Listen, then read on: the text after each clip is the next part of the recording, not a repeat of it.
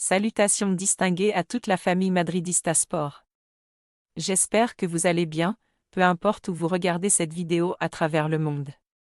Dites-moi en commentaire dans quel pays vous êtes, ça fait toujours plaisir de voir la force de la communauté madridista à l'international.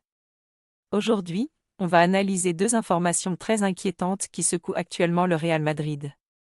D'un côté, la situation physique de Kylian Mbappé, et de l'autre, une statistique défensive tout simplement alarmante pour le club. Commençons par Mbappé. L'attaquant souffre d'une surcharge à l'ischio de la jambe gauche. Et même si le mot « surcharge » peut sembler léger, dans le football moderne, c'est souvent le début d'un problème plus sérieux si ce n'est pas bien géré.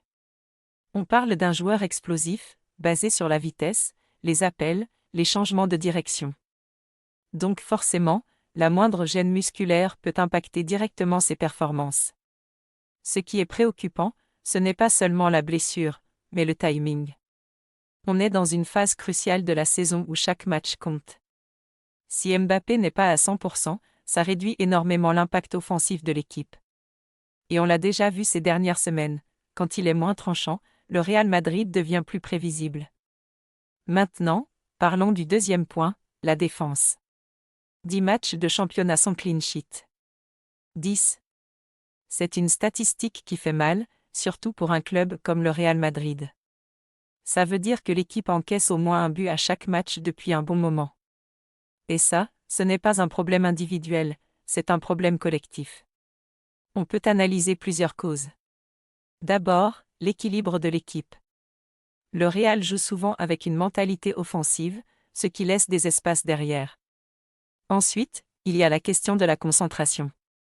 Beaucoup de buts encaissés viennent d'erreurs évitables, marquage laxiste, mauvaise relance, manque d'agressivité dans les duels. Il faut aussi parler du milieu de terrain. Quand le pressing n'est pas coordonné, la défense est exposée. Et actuellement, on sent que le bloc équipe n'est pas toujours compact.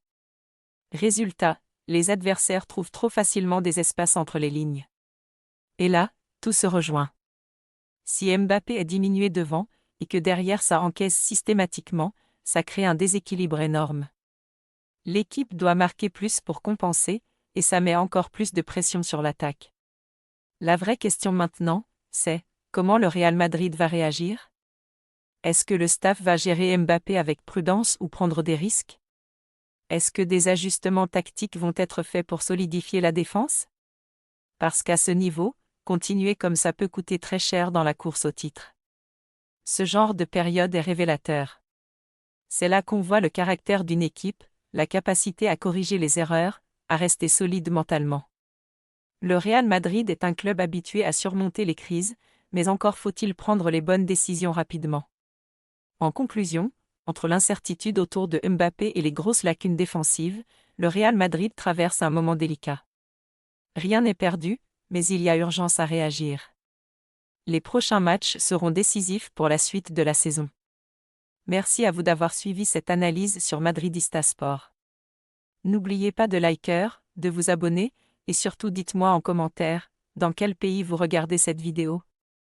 On se retrouve très bientôt pour une nouvelle analyse. Force à vous, et à la Madrid!